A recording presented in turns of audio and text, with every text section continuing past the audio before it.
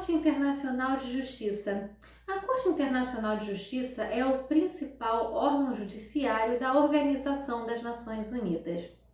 Composta por 15 juízes que não podem ser da mesma nacionalidade, ou seja, não pode ter mais de um juiz com a mesma nacionalidade, eles são eleitos para um mandato de 9 anos, ou seja, o juiz da Corte Internacional de Justiça exerce as suas funções por 9 anos e eles não podem ser demitidos, porque eles gozam de inamovibilidade.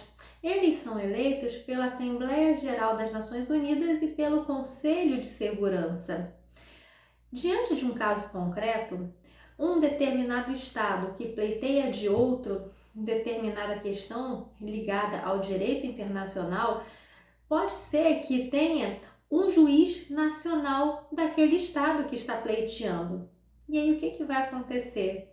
O que vai acontecer é que simplesmente o juiz permanecerá naquela causa, abrindo a oportunidade para que o outro Estado, caso deseje, indique um outro juiz ad hoc para aquela causa.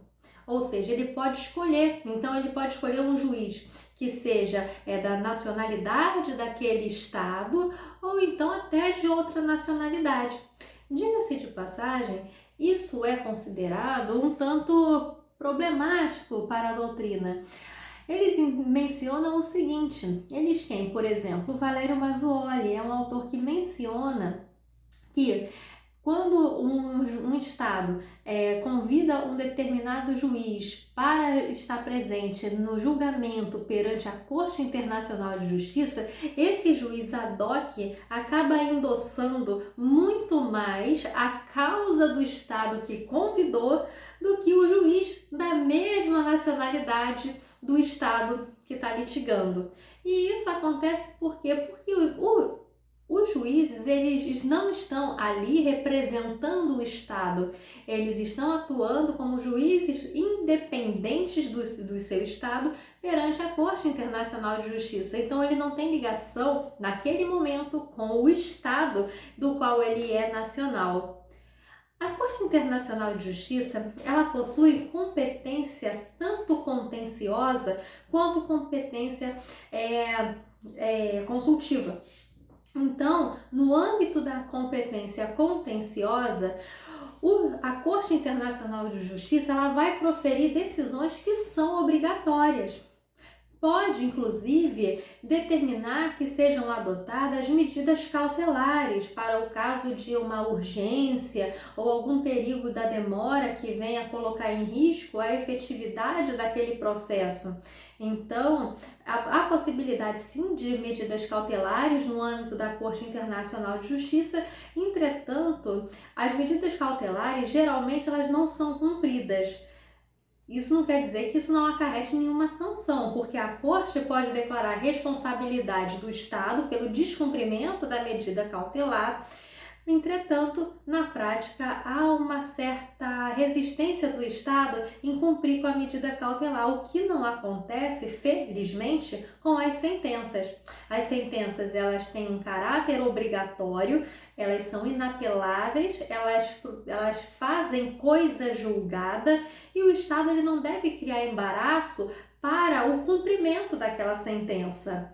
Então, quem pode processar diante a Corte Internacional de Justiça? Quem é que pode entrar com um contencioso? Os estados, apenas estados podem processar perante a Corte Internacional de Justiça. Só Estado pode processar e só Estado pode ser processado. A possibilidade de organização internacional, indivíduo, entrar com alguma demanda perante a Corte Internacional de Justiça de forma alguma. Tá? A Corte Internacional de Justiça ela não permite que o indivíduo ou organizações internacionais entrem com contencioso perante a Corte. Então, nessa competência, em razão da pessoa, quem pode entrar com o processo é Estado, litígio Estado contra Estado. E um detalhe, não é qualquer estado que pode demandar ou ser demandado, só pode demandar perante a corte o estado que aceitou a competência jurisdicional da Corte Internacional de Justiça. E a aceitação, a competência contenciosa ou jurisdicional, ela não é obrigatória, ela é facultativa. A isso a gente dá o nome de cláusula Raul Fernandes, porque a cláusula Raul Fernandes foi proposta por Raul Fernandes, que era um brasileiro que propôs que essa aceitação à Corte Internacional de Justiça não fosse obrigatória, cabendo ao Estado dizer se aceita a competência contenciosa ou não. Então, a partir do momento em que o Estado aceita essa competência, ele pode demandar e ser demandado perante a Corte Internacional de Justiça.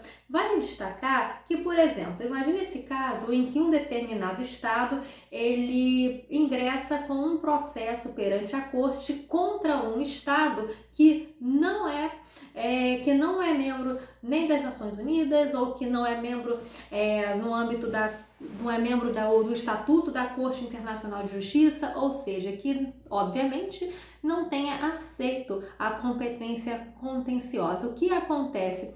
Há a possibilidade da chamada prorrogação de competência, ou seja, o Estado demandado ele pode aceitar sob reciprocidade que aceita a competência contenciosa da Corte para aquele caso exclusivamente. Então, há possibilidade de se demandar contra um Estado que não tenha aceito a competência contenciosa da Corte, sim, se houver prorrogação de competência e o Estado aceitar aquela demanda. Nesses termos, a última palavra não vai ser nem da própria Corte, se declarando incompetente, vai ser do Estado. O Estado ele pode, então, aceitar vir a ser demandado, ainda que não tenha aceito a competência contenciosa da Corte. No tocante à competência consultiva, só pode pedir exercer, se aproveitar da competência consultiva da Corte Internacional de Justiça apenas organizações internacionais, tá? O Estado pode? Não. Indivíduo pode? Também não. Gente, nem mesmo o Estado pode buscar a competência consultiva da Corte Internacional de Justiça, só organizações internacionais. E não é sobre qualquer assunto. Por exemplo, a Organização das Nações Unidas, ela pode pedir uma competência consultiva sobre qualquer assunto. Agora, suas agências especializadas não podem pedir a competência consultiva, fazer uma consulta a respeito de qualquer coisa. Tem que ser a respeito de algo que seja tema daquela organização internacional. Por exemplo, a Organização Mundial da Saúde, ela não pode pedir exercer a competência consultiva, pedir um parecer consultivo referente a turismo. Caso a OMS queira um parecer consultivo da Corte Internacional de Justiça, tem que ser voltado para a área de saúde, porque a área de atuação daquela organização internacional. Esses pareceres consultivos, eles não são obrigatórios, mas isso não quer dizer que eles não sejam um tanto persuasivos. Eles têm um poder de persuasão porque esse parecer, ele provém do maior órgão jurisdicional no âmbito internacional. E aqui, por isso é que muitos estados acabam aderindo, ao parecer consultivo, porque praticamente a Corte já manifestou o seu entendimento sobre aquele assunto. Quanto aos idiomas oficiais, os idiomas oficiais da Corte Internacional de Justiça é o inglês e o francês. Então, todas as sentenças são publicadas nesses dois idiomas. Há possibilidade, a pedido da parte do Estado que está litigando, que a sentença venha a ser publicada em um outro idioma, mas depende de requerimento da parte. Então, por fim, vale dizer que a Corte Internacional de Justiça tem a chamada competência da competência. O que é isso? Também conhecido como competente, com K. Então, Nesse aspecto da competência, significa que a corte, ainda que ela não tenha competência para julgar determinado caso, ela vai ter competência para dizer se ela é competente ou não. Então, esses são alguns aspectos referentes à Corte Internacional de Justiça.